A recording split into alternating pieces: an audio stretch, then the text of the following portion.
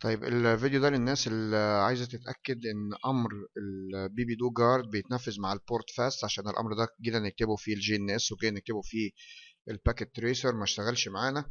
فبرضه ده علشان أنا قلت لكم طبعا إن أنتوا تنفذوا الأمر ده عن ثقة، لأن هو موجود في الأجهزة الحقيقية. فأنا عندي هنا السويتش الخاص بالمركز عندي، هنطبق عليه أمر البي بي دو جارد مع البورت فاست. يعني اللي هو الغرض منه يعني ان انا بقول للسويتش اي بورت مفعل عليه بورت فاست اكسس، يعني طبق عليه البي بي دو جارد.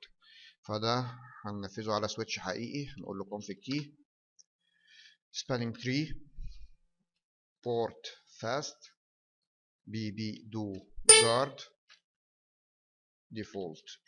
تمام كده.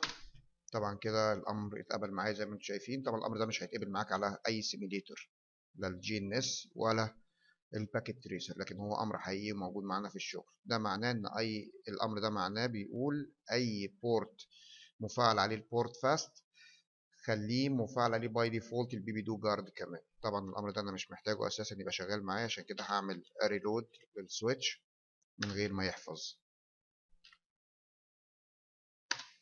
وده شرح سريع كده للبي بي دو جارد مع البورت فاست. شكرا.